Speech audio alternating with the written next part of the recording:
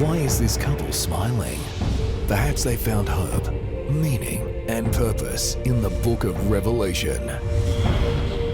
Nearly 2,000 years ago, a lonely man on a distant island received a remarkable vision. Some readers have been frightened by his vision, but many more have found in it the hope, meaning, and purpose they were looking for.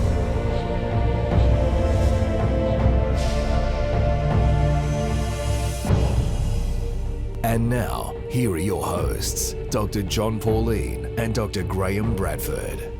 Hi, I'm Jon. And I'm Graeme. And we welcome you to Revelation, Hope, Meaning, Purpose. We've come now to chapter 20. Again, one of those parts of the book of Revelation that people find mysterious and difficult to understand. The 1,000 years, sometimes called the Millennium, which is drawn from the Greek word for 1,000 years. Chapters 13 through 19 focus particularly on the events at the end of time leading up to the second coming of Jesus. But with Revelation 20, the Millennium, we actually move beyond the second coming of Jesus. And we look at a period of 1,000 years that comes between that time and the final end of all things. Now, involved in these things are a couple of resurrections. One resurrection comes at the beginning of the 1,000 years, another one at the end. You may remember, if you watched the last program, that we talked about the fact that elsewhere in the New Testament, you don't find this millennium. Elsewhere, things end at the second coming. It's that two-dimensional look. And here you get more of the three-dimensional look. Let's take a look at one of those earlier passages, John chapter 5 and verses 28 and 29. Do not be amazed at this, for a time is coming when all who are in their graves will hear his voice and come out. Those who have done good will rise to live, and those who have done evil will rise to be condemned. Now, if you looked at that passage in its isolation, you would say, this is a moment of time. There will come a time when everyone who's ever been in a grave will hear his voice and come out. Some will come out to a righteous reward. Some will come out to an evil harvest. So just looking at John 5, there's no 1,000 years in between. There's no sense of any time gap in between. But then you get to Revelation 20, and suddenly these two resurrections are separated. Let's have a look at that. Revelation 20 and verses 5 and 6. The rest of the dead did not come to life until 1,000 years were ended. This is the first resurrection. Blessed and holy are those who have part in the first resurrection. The second death has no power over them, but they will be priests of God and of Christ and will reign with him for 1,000 years.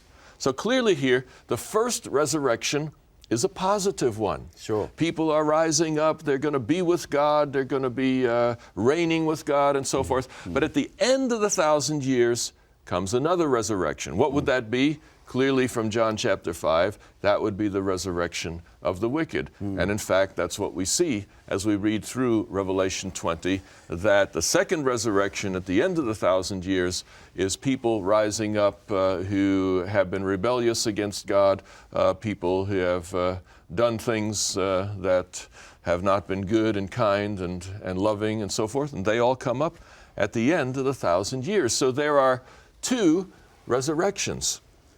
Interesting enough, in verse 6, it even talks about a second death.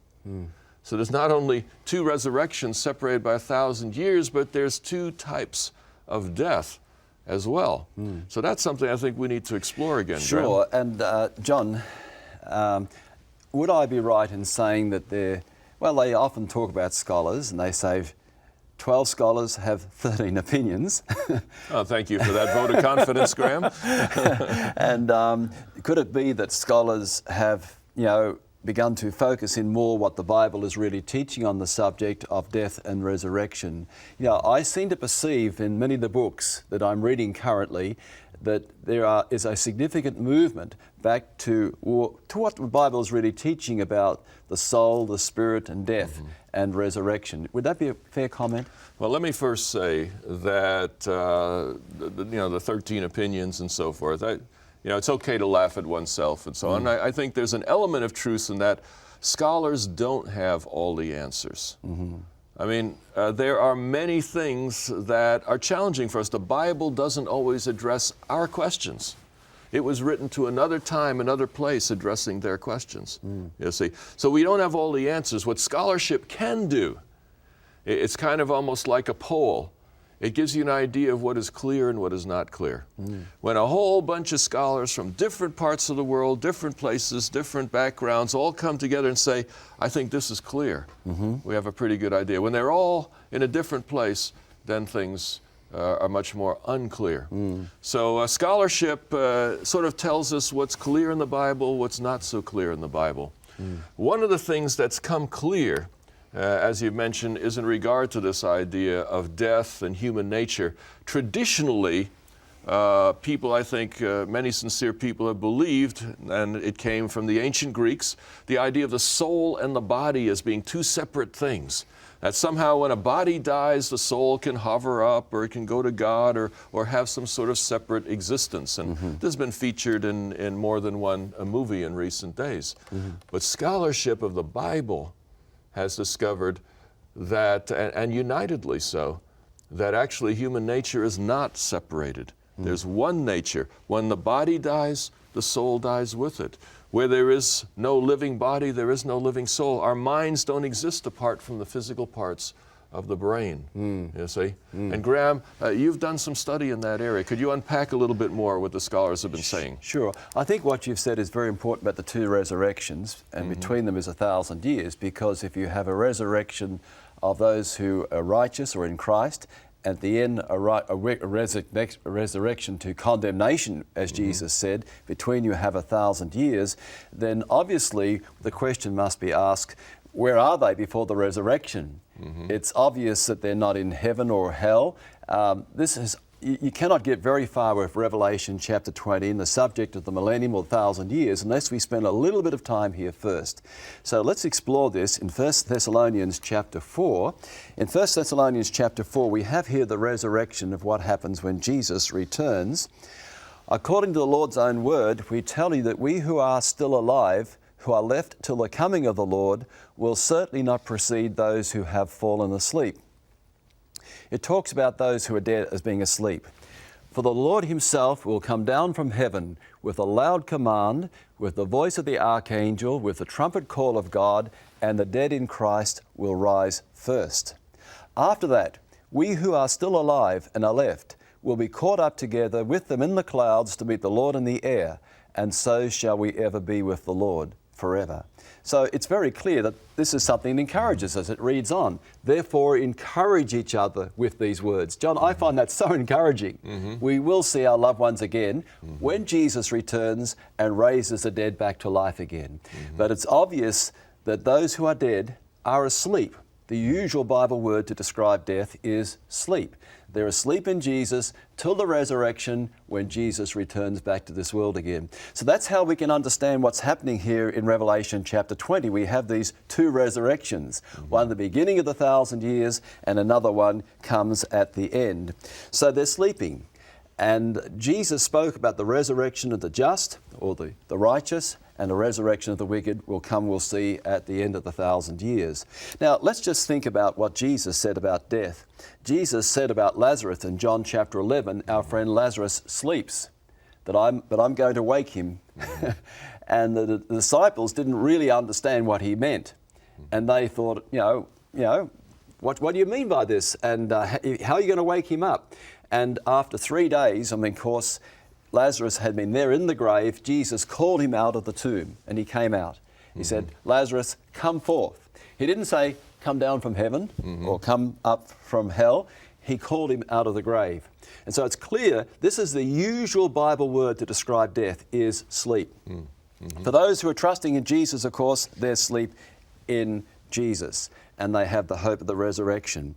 So this is all a package here, John. You know, the Bible describes in Genesis 2, verse 7, the Lord God made man of the dust of the ground, breathed in his nostrils the breath of life, and man became a living being or living soul or a person. The same word in the Hebrew is used interchangeably. Person, being. You know, I'm looking at you. You're a living soul. I can touch you. You know, you're not an airy-fairy ghost. And when you depart, your breath will go out and your body will go back to the dust. And so while you have the body and the breath is going in and out, you have a living person, a living being. There's nothing airy-fairy, ghostly about this whole thing. In the beginning, God made our parents, Adam and Eve, real people, a real place. We'll see later on, our destiny for eternity is real people, a real place. And that's very important to get back to the Bible teaching on this. All right, a correct view of death is important for two very, very important reasons when we go to the Bible. We have here a concept coming across because life is found only in Jesus. Apart from Jesus, we don't have life. And also, the Bible is very clear that spirits of devils will work deceptions, working miracles, and it is possible for demonic forces to impersonate the dead. And always their goal is to lead people away from Jesus, away from their hope in Him, because they think, well, we have life beyond the grave quite apart from Jesus. That is a deception which we'll find comes through at the end time. And so, in Genesis chapter 2 and verse 17, we have this threat made to our parents. But you must not eat from the tree of the knowledge of good and evil, for when you eat of it, you will surely die. That was a threat. He didn't say, your body will die, but you'll come and live with me in paradise. That's no real threat, is it? You will die. Death is really death. But notice the first lie coming out in Genesis 3 and verse 4. Here is the first lie in Scripture. You will not surely die, said the serpent to the woman. And so he's been trying to convince the human race ever since that death is not really death. And so let's keep pursuing this point through on the screen, because we are following through a very, very important subject here regarding death and what is happening. Let's look at what Jesus said about hell. Jesus said in Mark 9 verse 48, their worm does not die and the fire is not quenched. Now the usual Bible word to describe hell is a word called Gehenna in the Greek, Hinnom in the Hebrew. And John, I want you to know that I have been to hell and I have come back. Really? I have been to hell and I've come back. Did you take a picture while you were there? I took a picture. Let's have a look at the picture. There it is. This is the Valley of Hinnom outside the gates of Jerusalem, which was a rubbish dump. And the rubbish was thrown in, and whatever was thrown in was destroyed by the fire, but sometimes an animal carcass on the outside was eaten by the worms.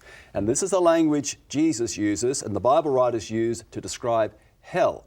The fire, the rubbish dump was burning, but it burned till everything was consumed. And there is this concept of an eternal burning hell is something we have looked at before. We'll look at it again too. It is not according to what the Bible teaches. So death is really death. But before we finish, we must look at this very important point. The soul is the whole person, a living being. But what is the spirit? Let's look quickly at this one. The spirit is a little bit interesting because we have this term Ruach in the Hebrew, pneuma in the Greek, and can be translated wind, breath, or spirit. Sometimes it's used of the breath, but sometimes it can be used of a person's character or personality. Paul can say, I'm absent from you in body, but I'm present with you in the spirit, as he writes to the people in Corinth. He doesn't mean to say there's some mysterious part of him that he goes across. Okay. I could say that, John, you showed a good spirit, working with me in these programs. Thank you. But I don't mean anything apart from you. I mean you, your person, your character. And that's how the Bible can use it too. And so there's nothing mystical about this whole thing. It is a teaching of the Bible that we are complete people. And when we die, our breath goes out. We are lying in the grave, asleep, till the resurrection when Jesus comes. So that's an important background for working through this subject. After the break, we're going to carry on seeing more of what happens during the 1,000 years.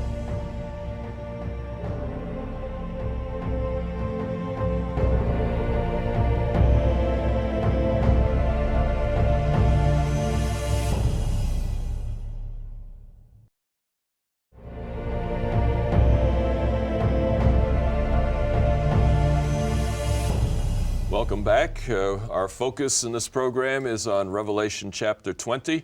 Would invite you, if you have a Bible handy, to open your Bible to Revelation 20. And we're going to begin by looking at verses 1 to 3.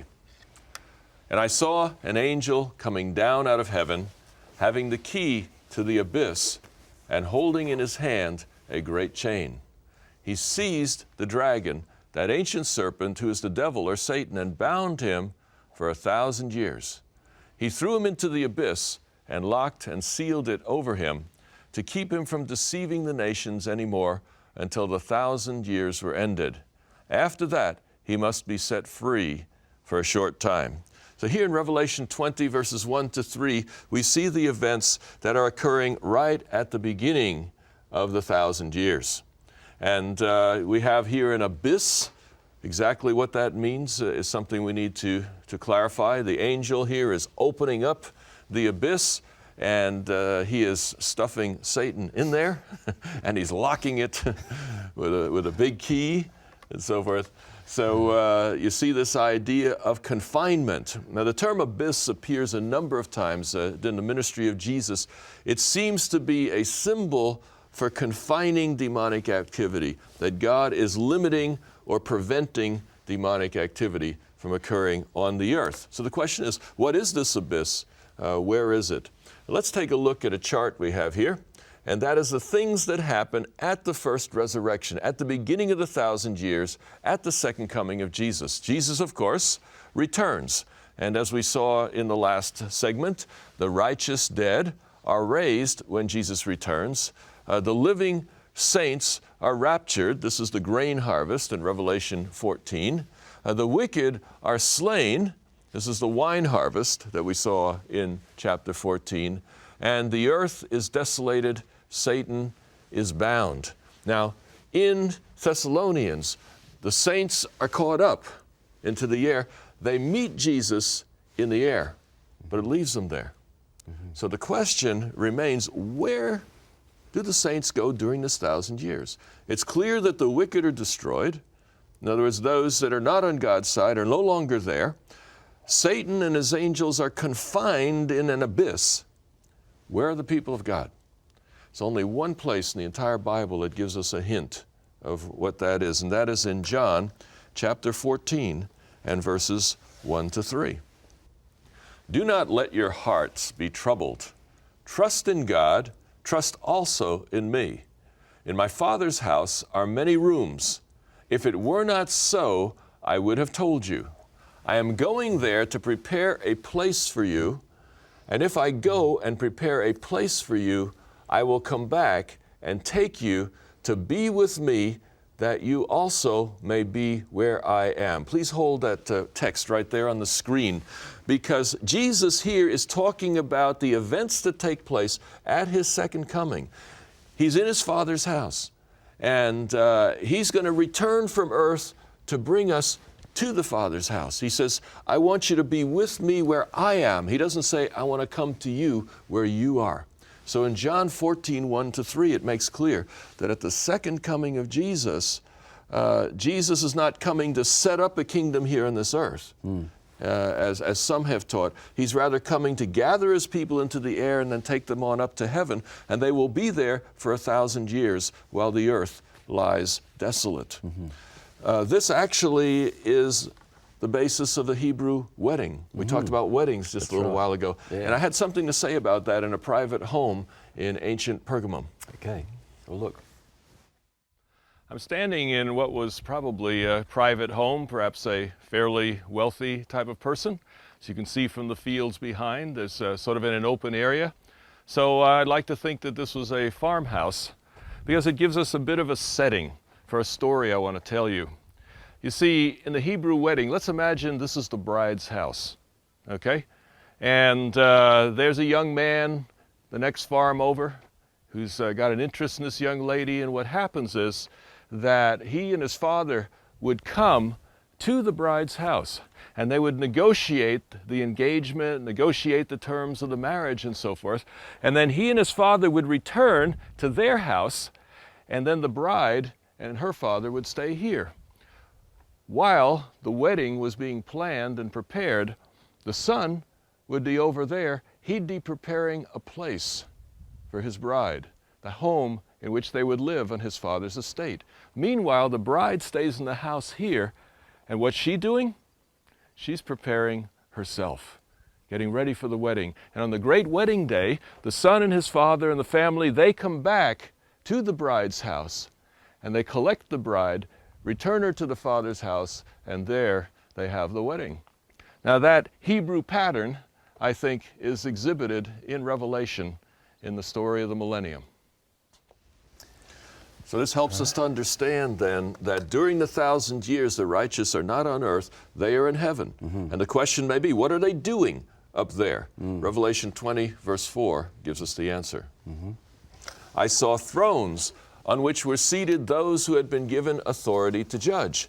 And I saw the souls of those who had been beheaded because of their testimony for Jesus and because of the word of God. They had not worshipped the beast or his image and had not received his mark on their foreheads or in their hands. They came to life and reigned with Christ 1,000 years. Now here's an interesting combination of features. They have thrones, which sounds like kings. They reign, which sounds like kings, but they also judge. The king and the judge are the same person. An Old Testament scholar, Dr. Roy Gain, will help us understand the ancient context for that verse. Okay. Today in Western democracies, we're used to separation of powers. This means, for example, that you have an executive branch consisting of a president or prime minister. You have a legislative branch that makes the laws, and then you have a judicial branch that hears cases. In the ancient world, it was not that way. In the ancient world, you had a king who was an absolute ruler. A monarch was a dictator, and everything was in him. He was the commander of the army, and he was the legislature. He made the rules, he enforced them, and he was the judge. Everything all in one. So King David, for example, was a good king generally, but the people expected to get justice from him. Absalom, David's son, didn't think that David was giving the people justice. So he used to sit by the road or stand by the road leading to the gate of the city of Jerusalem, and he would waylay the people coming in and say, what are you coming here for? Oh, I have a case to present before the judge delegated by the king. Well, he said, there's nobody that the king has delegated for you, so therefore you better talk to me. Oh, that I were the judge in Israel. And if I were the judge, then I would hear your case. And your case sounds like a good and fair one, like you make good sense, and therefore I would be on your side. And this is how he undermined the people. Now, if a king is a good king, this concentration of powers in that king is good. But if a ruler is a poor ruler, then you don't have separation of powers. In the United States or in Australia, where I was born and grew up for a few years before I came here, it's the separation of powers protects people, so that if you have one person who is pushing hard in a direction which may be negative, that person is going to be counteracted by others. But in the ancient world, a king didn't have that kind of counterbalance. So it was bad if you have a bad king, but it was really good if you have a good king, because he can get things done. And that's what Christ is. He's a good king. And he is our king, and he is our judge. And that means that he's going to gain justice. He can follow through on it. That's really good news.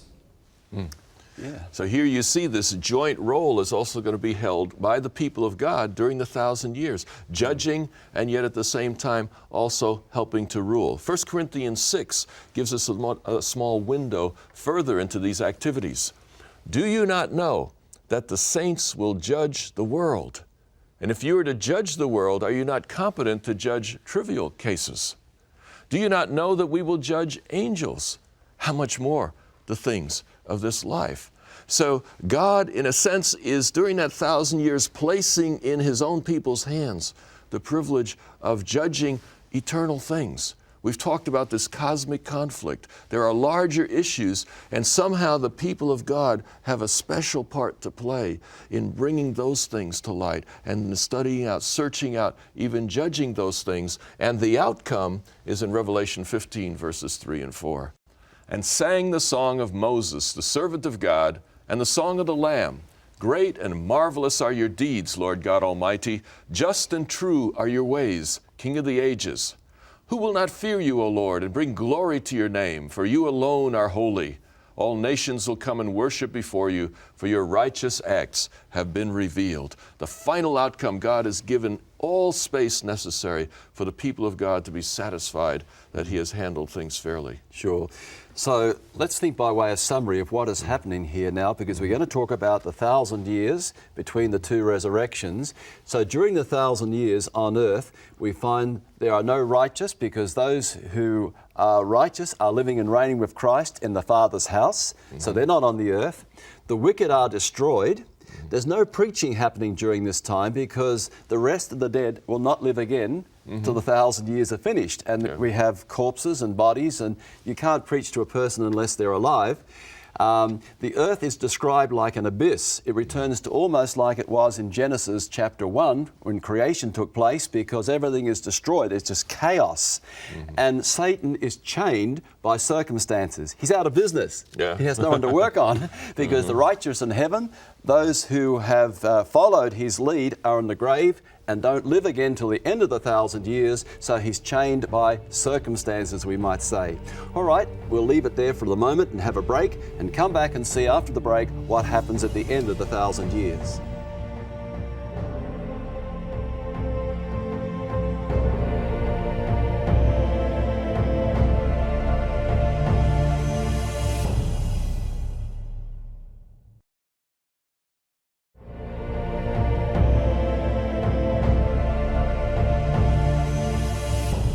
Welcome back.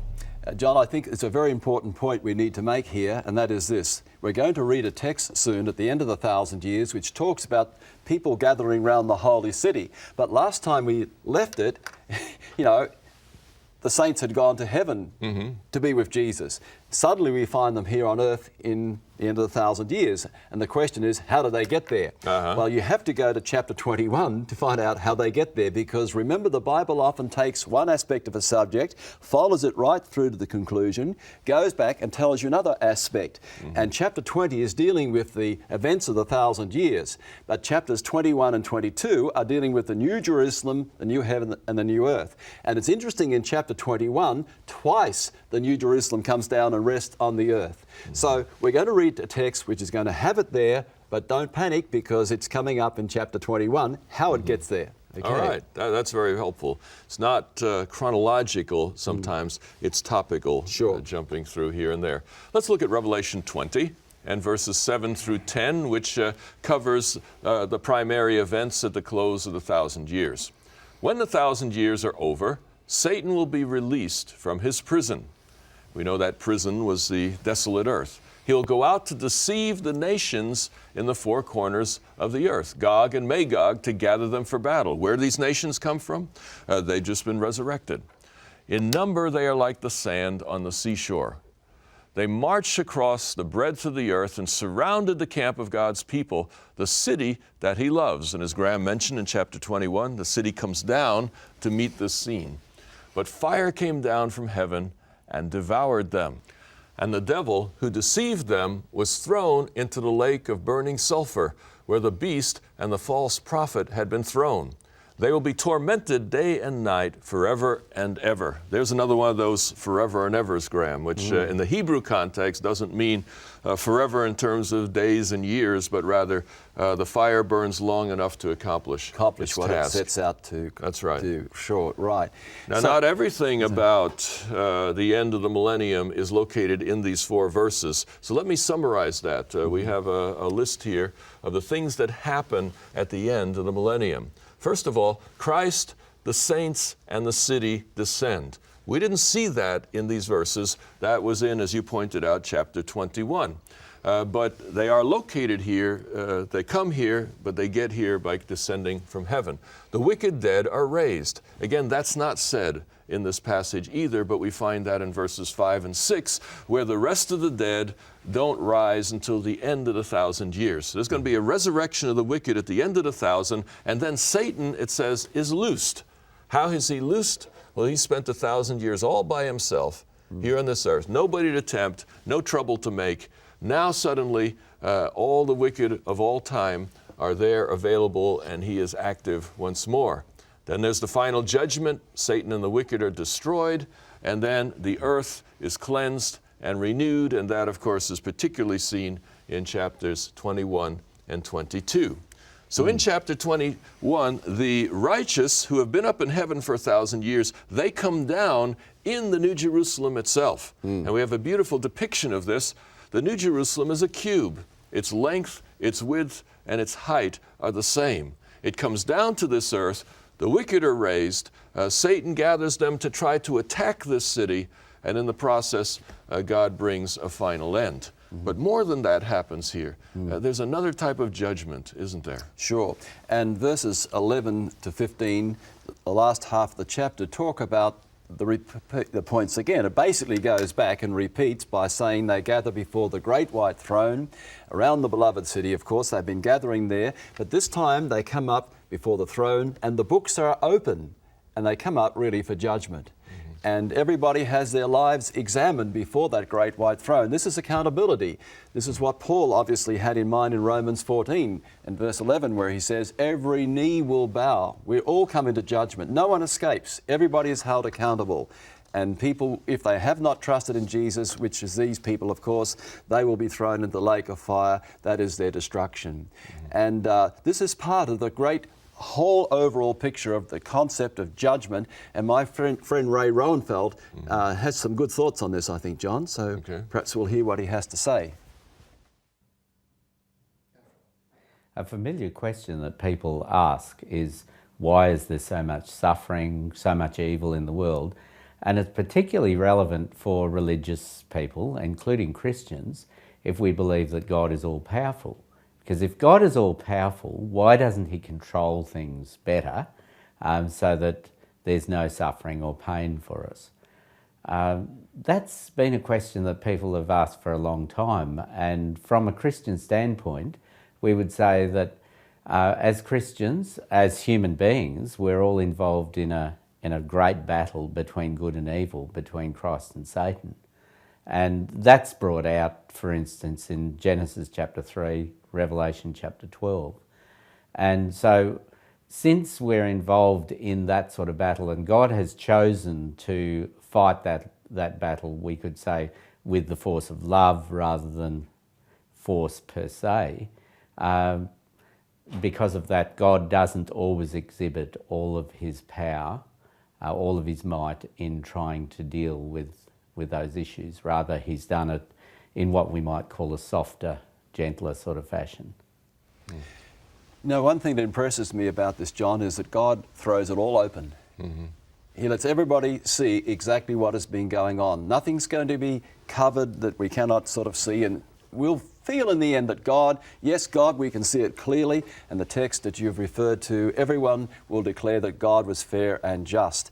And so we look at this judgment. The judgment is a very important part of Scripture. Really it is, accountability and God's wisdom. So let's have it on the screen, because there are three aspects to judgment, the final judgment. There's the pre-Advent judgment, which occurs before Jesus returns, because when he comes, remember, he brings his rewards with him. Some people are gathered up, others are destroyed. Then there's a second aspect of judgment when the saints themselves judge the world, and even angels, according to Paul. And there the books will be open for people to inspect and see, God, you are fair in all that you did. And the third aspect, when the wicked themselves are raised back to life again, they gather around the great white throne, the books are open, and now they themselves will see that God was fair and just. And John, it's my conviction that even Satan himself and his angels, the whole of creation, will bow before God and say, God, now we can see the picture. What you've done is fair and just. And this is a part of this whole scene which goes on as to why God tolerates evil and why he lets life go on now. But just think of that scene. Just think of that scene around the New Jerusalem. At that time in history, at that moment, every human being is alive at that one time. Wow. It's awesome, isn't it, when you think of it? Yeah, that's sobering. Our ancestors and mothers and great-grandfathers and right through the whole of the humanity is alive. Some will be safe inside with Jesus in the New Jerusalem to live and reign with Him for eternity as kings and priests. Wow, eternity is before them. Outside the walls are those who have rejected Jesus and God's offer of mercy. You know, I believe it's sadness in God's heart to have to destroy these people, but they will never be happy in eternity. The things of this world that made them happy will not be inside the New Jerusalem. And God is determined that happiness is going to be the future of His people. It's a sobering thought, isn't it? Each one of us, one day, you, me, John, Pamela, our loved ones, our children, all of us are destined for that great scene. And we have to make a decision where we're going to be. A very, very important decision will be made now.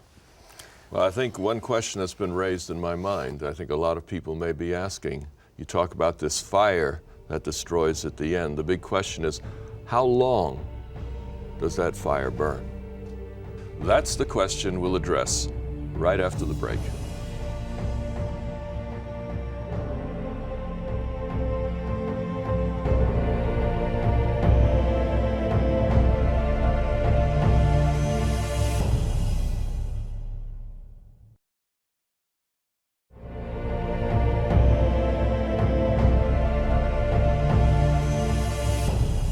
Welcome back. We're going to look now at something which is very, very serious indeed. At stake now is the character of God, and probably a misunderstanding of this subject has caused more people that I know personally to become atheists, agnostics, and anything else. The character of God. We're going to look first of all at this text which we mentioned before the break, Revelation chapter 20 and verse 10. And the devil who deceived them was thrown into the lake of burning sulfur, where the beast and the false prophet had been thrown. They'll be tormented day and night forever and ever. You know, that's a very serious text, isn't it? And throughout most of human history, as far as the church is concerned, the general opinion has been that this fire is not going to cease. It will always burn. And really, when you think seriously about this, it is serious, isn't it? Throughout millions and billions of years of eternity, God is going to torture people, you might say, in hell where the fire is burning and it just doesn't go out. A person who's sinned for maybe 50 or 60 or 70 years or even less is going to burn and burn and burn and burn. And this has caused many people to become angry at God and say, that's a God of love, I hate Him. And so what we're looking at now is very, very important. And John, I'm glad to say too that a lot of scholars now are coming back to understand this, I think, in a more biblical sense than what has traditionally been believed. And a lot of attention has been given to this by scholars over recent times, and I think this is what we need to tap into a little bit of what is happening. So this concept of forever and ever has so frequently been misunderstood. It is an idiom from a previous culture, and if you want to know what the words forever and ever mean, you look and see now how are these words used elsewhere in Scripture. And the Bible will be its own interpreter. It will tell you what it means by forever as you look through. And it's possible for any one of our viewers to take a concordance, look up the word, see it in its original setting, and a Strong's or Young's concordance can help you here and just trace through how do Bible writers use this word. So let's just think a little bit now. If you were to go to 1 Samuel chapter 1 and verse 22, you'd read about a woman, Hannah, who had a child, Samuel. And early, she says that in the chapter, she begins to say here in verse 22 of how she is going to give her child to serve God forever in the temple as a priest. And then later on the chapter, she says what she means in verse 28, I've given him to the Lord for as long as he lives. And that is really the meaning of the word. And then we can go to Exodus 21 verse 6, talking about servants, of how they will serve their master forever. But the meaning in modern translations is brought out for the same word for the rest of their life. And so the concept of forever is a more limited sense as used by Bible writers than what we traditionally give to the word. And so you can do your own study. You don't have to take our word for it, but more and more scholars are saying, let's go back to the original concept, what the culture had back there. Graeme, I just want to say, it seems to me that something going on behind here is that in a strong sense, at least in the Western world, we've been deeply impacted by the Greek philosophy and culture. Oh, yes. And the Yeah. Greek philosophy and culture approaches these things differently. Words like forever have an absolute sense, whereas in the Hebrew context, as you're bringing out, it's a bit more of this practical sense, as long as necessary, whatever it takes, kind of a thing. So one of the important things as people study their Bibles is to let the Bible interpret itself. If you interpret words by what they mean to you, you might be distorting them. Sure. And I think hand in hand with what you said earlier about scholars is that many scholars are saying, let's get back to what the Bible really teaches. And that's encouraging. Yeah. I think many godly scholars, both men and women, are saying, let's get back to the Hebrew concept and not stay with the Greek concept, which seemed to infiltrate. The Greek concept, very early in Christian history, began to work its way into Christian thought, that the soul or spirit is a separate entity acting and thinking apart from the body and survives the body at death. Right. And if you accept that teaching, that it's natural to think the soul cannot be destroyed, therefore it's going to burn never ending. Right. But if you understand the biblical teaching, as more and more scholars are coming to accept now, and they're saying, yes, but the soul is a real person. And when you die, the breath goes out and you are dead in the grave. And the usual Bible word is sleep. You are awaiting the resurrection when Jesus comes. It may be you're lying in the grave for who knows how long, centuries, but it seems like a moment of time because you are asleep in Jesus. And that is comforting. I think that's good news, really. People are not being tormented in hell now. They're not in heaven worrying about us on earth. They're lying asleep waiting for the resurrection. But let's carry on the story here, because this concept of never ending comes through often misunderstood. In the book of Jeremiah, chapter 17 and verse 27, we have this concept of unquenchable fire. We'll read the text. But if you do not obey me to keep the Sabbath day holy, by not carrying any load as you come through the gates of Jerusalem on the Sabbath day, then I will kindle an unquenchable fire in the gates of Jerusalem that will consume her fortresses. Well, here again, John, we have this concept of unquenchable fire in the gates of Jerusalem. Well, Jerusalem was destroyed by the Babylonians as prophesied, but the fire is not there, is it? The fire is gone. Unquenchable fire means that nobody is going to put it out.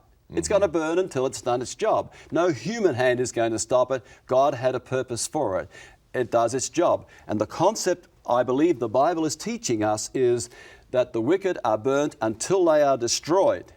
And there's no concept of never ending. Another very important text is Jude, verse 7, where it says here, in a similar way, Sodom and Gomorrah and the surrounding towns gave themselves up to sexual immorality and perversion. They serve as an example of those who suffer the punishment of eternal fire. So here we have the concept of eternal fire. Sodom and Gomorrah were destroyed with eternal fire, but where's the fire, John? It isn't there. Well, people don't even know where Sodom and Gomorrah were. That's right. If the fire was burning, we'd have a pretty good idea. It's often disputed where they are, sure. Yeah. And I think with this concept is another idiom of expression. And if you take your concordance, study it through, let the Bible interpret itself, see how they use their terms, and that's the way we study the Bible. It is not what it means to us today by a word, it's what the word meant to them. And you can do your own study on this too. And in fact, when we look at this chapter, Revelation chapter 20, this fire burns and there is destruction, as we showed in our picture. But look what comes next. A new heaven, a new earth. I mean, the fire that destroys the wicked is not itself never ending, because God uses this as a cleansing agent when He recreates a whole new earth. It's a story of paradise lost, paradise regained. Between it is the history of humanity and sin and death, but God will one day clean the whole thing out and He'll recreate this world. So the point we're making is this: there is no hell now. Your loved ones are not being tormented in hell. No one is enjoying the bliss of heaven.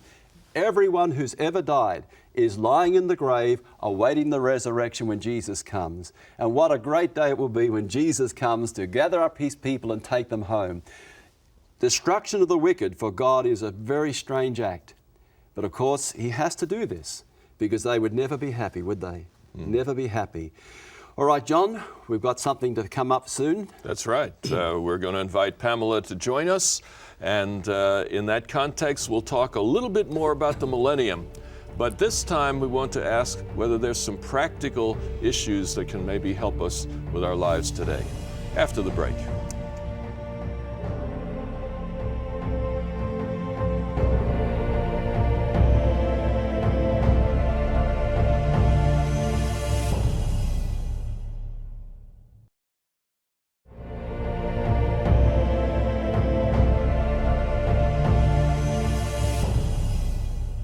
Graeme and I have joined Pamela here in these more comfortable chairs, and Pamela's been listening to the presentation, taking a look at Revelation 20, and was there something you wanted to ask? Well, I was thinking about the wicked dead, and God is going to raise the wicked dead. They're sleeping. And why does He wake them up just to wake up and punish them? I mean, they're dead. Why not let them sleep? You know, wake them up and punish them. What's the point of that? Sure. I guess, Pamela, the big picture is important here. The whole great controversy theme of why does life go on anyway? I mean, God tolerates a lot of things, doesn't He? But there is to be accountability. As we have lived our lives, so one day we have to give an account for it. And you know, when they're raised back to life again, eventually they come before the great white throne, and the books are opened. And it's most natural to think here that they are being held to account. And just like the big thing in the issue, the biggest issue really here is that God must not only be just, He must also appear to be just. And we saw earlier of how before Jesus comes, how there's a pre-Advent judgment, which is involved with the wisdom and righteousness of God in accepting some people and rejecting others. There is during the 1,000 years when the righteous get to heaven, and you know, if you got to heaven, and you found out that Hitler was your next door neighbour, how would you feel? Not too comfortable. You start to question a few things. Yeah. And, you know, I think we're in for a lot of surprises. We're going to get some big surprises during the 1,000 years when we look and see how, well, you know, who's here and who's not there. And so the books are open, and the saints themselves, it says in 1 Corinthians 6, are able to, you know, make judgment in the sense that they will see that God is right and fair and just in His dealings. All right. That's a good point. I think a lot of people are going to have questions. You know, where was God when I needed Him? Yeah. People in experiencing this life, they don't have that cosmic perspective. It's going to take some time for us to weigh everything that took place, get a sense of what happened in our lives, grapple with these things. So this judging concept that we talked about, I think, is very significant. We're having a look at how God handled things, a look at the people that were there. You know, why is this person here? You know, you don't really think Hitler's going to be my neighbor, because I'm going to be with her, you know. So that's her neighbor is my neighbor too. We're going to leave that with God. I was using an extreme example. Absolutely. We'll leave that with God. But probably more seriously will be the questions of how come Mom isn't there? Yeah. Or how come the preacher isn't there? That's right. And so there's got a lot of questions that we're going to have. I believe this is so important in the mind of God, because, you know, in eternity, no one is going to be happy if we didn't think that God was fair and just. Heaven would never be heaven. You think of what God could do with us if He had a bad day. You know, we have good bads, and you know, God's got a bad day. Keep out of His way. You know, I mean, where do you go? You know, our happiness very much depends upon us feeling relaxed with God, that He is on our side. He's the best friend we've got, and recovery will take place during that time. Do you think that you'd find that helpful? What sort of things would you want to recover from? Recover from? Well, probably a lot of things. So recovery is, well, you'd probably ask me what recovery means. Right. Recovery will be recovery, if I can use the word in the definition, recovery from the past, things that have hurt one in the past. And in this life, imagine everyone has something to recover from, because we've all had our feelings and our emotions hurt, and so we all have something to recover from, something to get back to normal to. So recovery happens in a lot of different ways. It's not just an event that happens, it's a process that happens. And it can happen in a number of ways. and a number of people can help us with our You've issues. got counselling, I think. Yeah, Counselling helped you quite a bit. Counseling has helped me a lot, and Sure. and Me too, I'll admit it. Yes, my husband has gone to counseling too, and She not sometimes thought I needed it more than her. yes. Yeah. And I've said also that not all counselors are created equal. Yeah. You might go to one counselor and it's not a good fit, Yeah. and you say, well, you have to say, well, I'm sorry, but this is not working out, and then find a different one that does work. Sure. But time helps, and proper counselling, and probably seeing eventually, I guess, that God has been there even when I didn't know.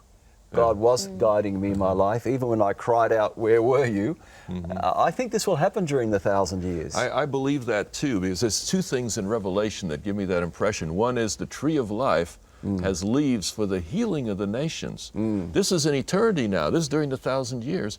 Second, it says God will wipe away all tears from their eyes. After they've gotten there, God will wipe away all the tears. So there's evidently a process. Yeah. The Millennium is a wonderful doctrine indicating that questions we have now, issues with the past that we may have, we're going to have time and opportunity to work them out with the greatest counselor of all, Jesus Christ. And meanwhile, we live our Christian life, as it were, like little children, exercising faith that one day God will make all things clear.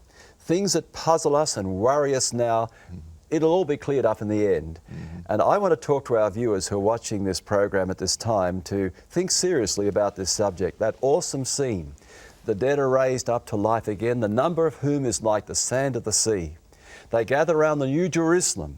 Great men and women, famous people, people whom the world has applauded, but people who gave not a moment of their time for God. They rebelled against God. Many of them refused God's offer of love and mercy. And now all they have to face now is destruction by fire. Some families will be split up. Some will have husbands and wives inside the New Jerusalem while they are outside. Some parents will look out and I guess their children are outside the city. It'll be a very, very... We're all destined there, aren't we? Yeah. We're all destined there, inside or outside. And I want to assure you, the things that matter so much now will mean very little to you then. Make your decision that one day you'll be inside that New Jerusalem with your loved ones, with your children.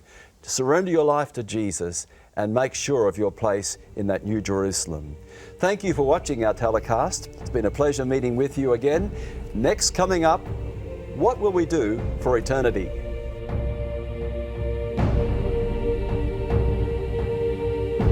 If you've enjoyed this presentation on the Book of Revelation and would like more information, visit www.revelationhope.com. You can purchase your own DVD set of this series or the booklets, which cover the content of each program.